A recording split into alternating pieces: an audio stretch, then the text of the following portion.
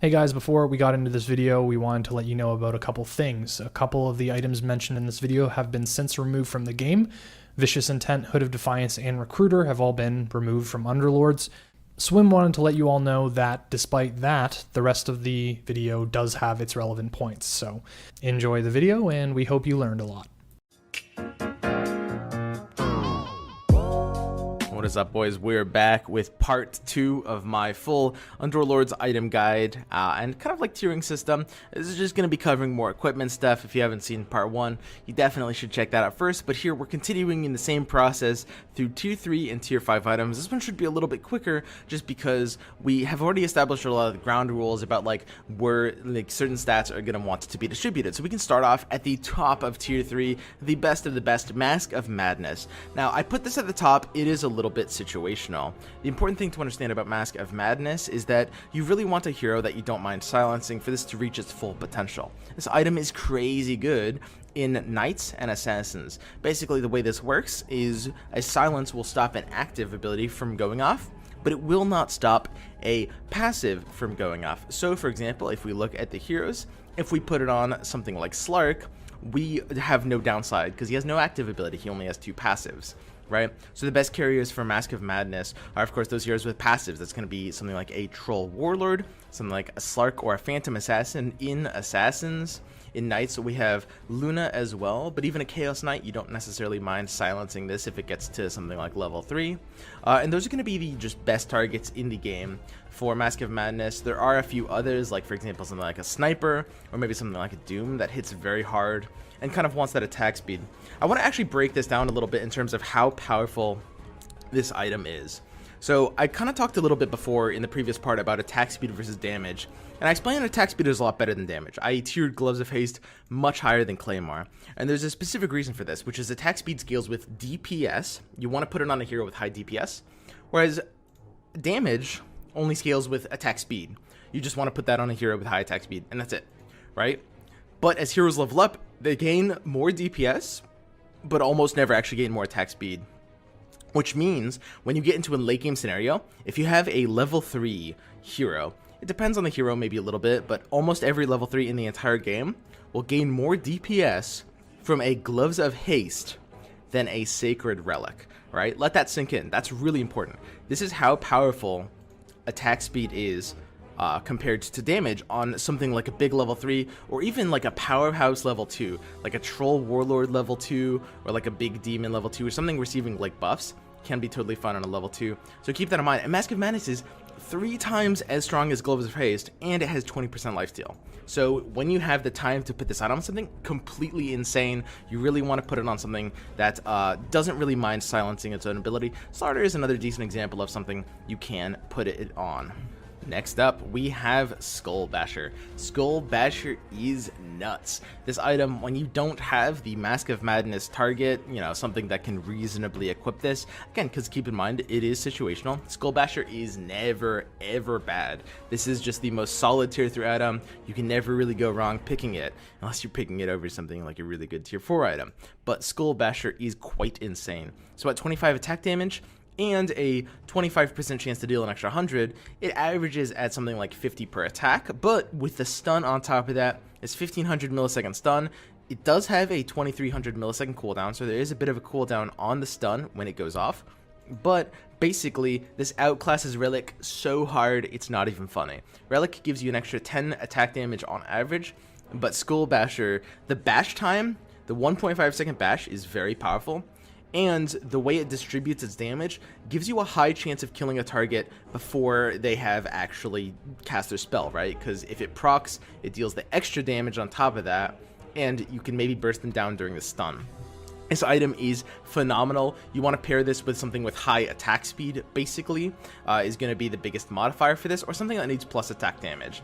So the best things to put this on are something like Wind Ranger that has high attack speed, something like Alchemist. Warlocks like dealing plus damage because Warlocks, whenever Warlocks deal damage, they get more value out of the life link, right? And Alchemist has very high attack speed, as we can see here. He has a basic attack rate of 1 attack per second. So Windrunner that attacks very fast, something like Gyro that attacks very fast. This is your kind of quintessential attack speed item, but you can also pair it with heroes that just need the plus damage. For example, it does give plus 25 damage, so something like Luna or something like Shadow Fiend, any demon multiplier, or any like DPS multiplier like Moonglaves is going to be a pretty phenomenal carrier for this item. Next up we have Maelstrom. Maelstrom recently got bumped from a tier 4 to a tier 3. As a tier 4, it was actually mediocre. It was worse than like Daedalus, Moonshard. It was worse than most of tier 4s, but hey, I mean, it was not that bad. You bump this baby to a tier 3, this is suddenly high tier material, right? This just went to, I think, 3rd place in tier 3. I would rate this over Relic, although it is maybe a little bit close. So the 25% just casting and lightning, this is magic damage, so it's very efficient. 100 damage across 4 targets. The equipment on this is very straightforward. This is just a pure attack speed scalability, right? So obviously the faster the attacks, the more this is dealt. It doesn't amplify the damage of something like a Luna or a Shadow Fiend, like the plus attack damage from Skull Basher will. So you don't care about demon bonus or anything. So there's 3 things you care about. One is attack speed, which, you know, it's the same heroes that is really going to be capitalizing off that. You know, something like that attacks very fast, at least like probably 0.91 attacks per second or something like that. Troll attacks very fast. Anything that has good attack speed, but also you want it on something that's survivable, right? It's important that the unit isn't really dying. Bonus points if you have it on a Warlock. So again, Alchemist is top tier Maelstrom carrier, or oddly enough, something like a Batrider.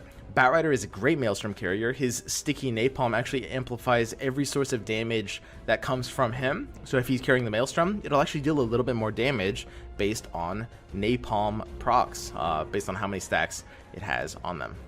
Alright, we can get to Sacred Relic, which is, like I said, it's under Maelstrom and Skull Basher, but I'm never really unhappy to see this. It's still something that can scale pretty well in the mid game with attack speed, and you're going to want it on similar heroes. However, unlike Maelstrom, it's basically all attack damage that it gives you, so it's going to be good on something that multiplies attack damage. You've got this demon modifier for plus 50% pure damage, which is going to be good on the plus attack damage here. And then you've got something like the glaive bounces on Moonglaves, or even something like, you know, Dragon Knight's splash damage or Medusa's split shot. These are all going to be able to basically just multiply the plus damage that you have on you.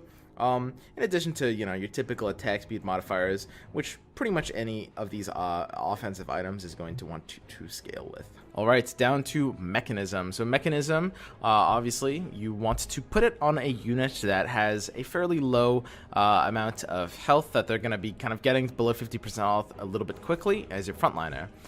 So a good hero to put it on is basically anything that's on your frontline.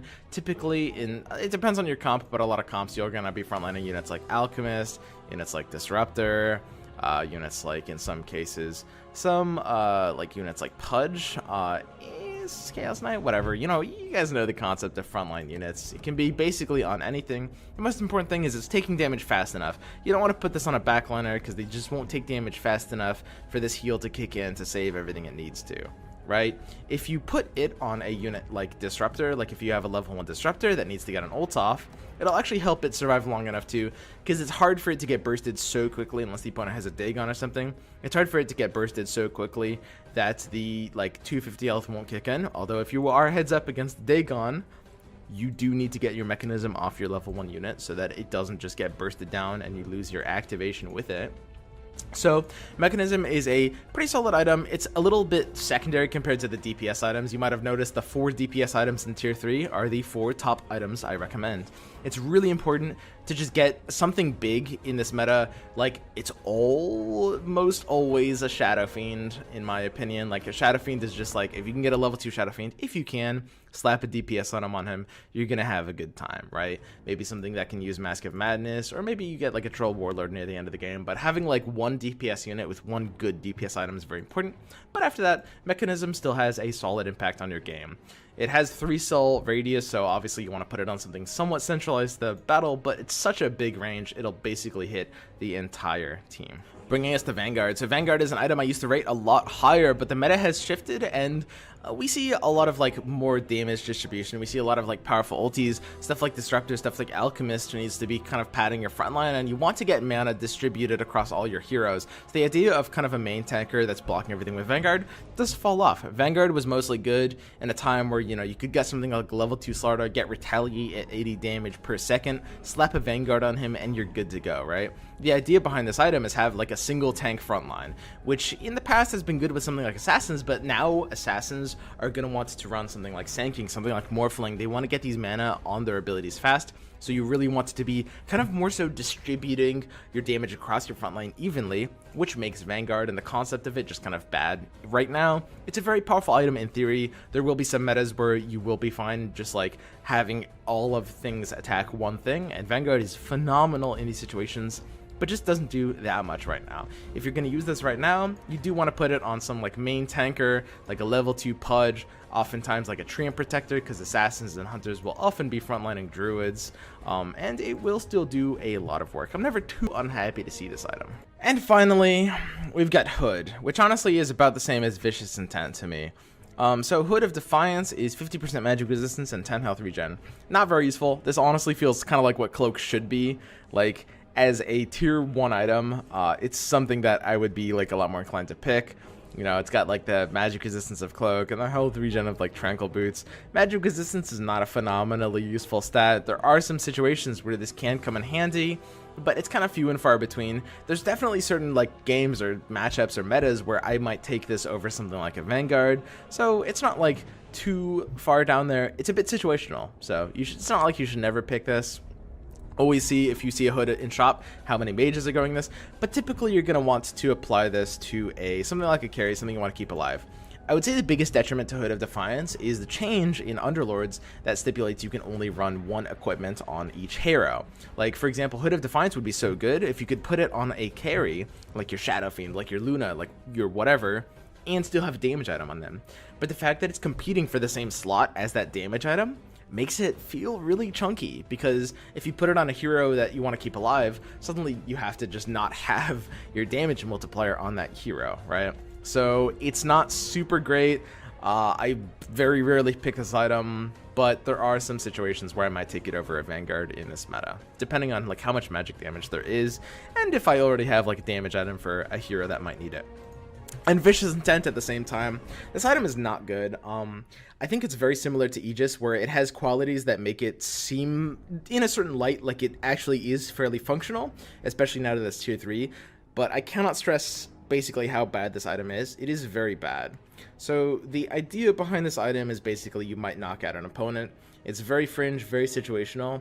And I would say the main reason it might seem good is because when your opponents get it, you might lose to this item, right? You might find yourself losing, like, if you're at like 20 health, your opponent kills you with Vicious Intent, and you're like, oh, God, I got knocked out of the game.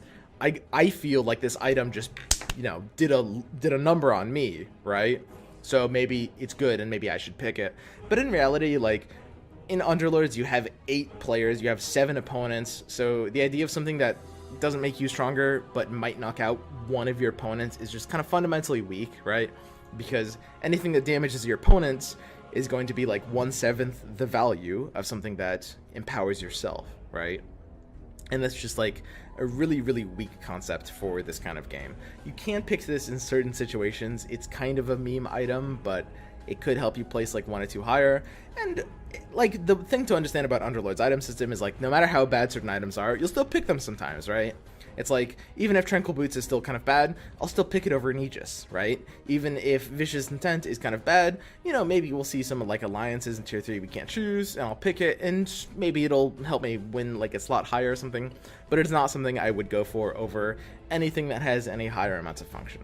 Okay, tier 4, let's go. Moonshard. You guys know the drill. Attack speed is king. This is 80 attack speed. So if you compare this to something like a Mask of Madness, this is going to be a bit of a bump up, but you do lose the lifesteal without the silence. So in something like a Luna or a Slark, Mask of Madness outclasses Moonshard easily, right? But if you want it on a hero that you might not want to silence, something like a Dragon Knight, for example, didn't quite mention that with Mask of Madness, but Dragon Knight, I don't think I would silence this unless I didn't really have a choice, because Breathe Fire, like the minus damage on these attacks is actually like pretty significant. But for something like a Moonshard, you know, you bet your ass I'm slapping this on like a DK. It's gonna do very well, right? Attack speed, especially in this meta right now, now that blacklisting is in the game, and basically every time you roll, you can't see the same heroes you just rolled, means that you are looking at a meta where you're pretty incentivized to complete 3-star units. Like, if you're gonna be winning in this meta, you're gonna want at least one 3-star unit in most comps, and Moonshard loves 3-star units because attack speed is just this huge DPS multiplier. Brings us to Daedalus. Daedalus a bit under Moonshard. It really does depend a bit on the situation. I think I would basically never choose Daedalus over Moonshard, but there's certain heroes that I would rather equip Daedalus on. Daedalus is going to be better on a lot of level 2 heroes that might, like, you know, not have any specific inclination towards Moonshard. Something that, like, doesn't need to charge mana super fast, or something that's not 3-starred, because attack damage plus the percent crit modifier is still going to be very powerful. It's still a top tier 4 item, but I would just say it's a little bit less important than Moonshard. So you're going to want this on basically heroes that have the high DPS modifier. It's really that simple. When it comes to Moonshard, or when it comes to this percent crit chance, it's just like your big boy, hard-hitting hero. It's going to be pretty survivable as well. I think survivability is a really important factor you need to look at when you're considering all these item choices that I might not be talking about enough. Like, if like, let's say we're in an Assassin's build, I get a Daedalus, or even a Moonshard. Well, if I get Moonshard, I'm putting it on, like, Slark or PA or something. But, like, if I have a PA level 2 and a TA level 2, I might be inclined to put a Daedalus on my TA instead of my PA, right? Because TA has, like, this refraction, or even something like Morphling, now that Morphling is a bit better of a hero. Like, these survivable abilities will mean that I'm kind of getting more mileage out of my item just on a hero that doesn't necessarily die in the first, like, 5 or 10 seconds of the fight. Of course, when you get the PA, when you get the Phantom Assassin to level 3, well, that all changes, right? But at the same level, survivability is kind of key for especially these high tier items that you really just don't want to have dying on you, right? Okay, so right after Daedalus, we've got Dagon. Dagon is really good. I love the ability to just delete one unit, right? I mean, there's not even too much to say about this. You slap this on a unit, it just deletes something at the start of the fight. You're usually denying, like, an ability at the very least. You can play this in basically you can play it in any comp, right? But you want to put it on something like a Warlock that's going to be able to gain value out of the damage, because keep in mind, Warlocks will lifelink. Lifelink will heal any damage sourced to the Warlock, right? So this Dagon damage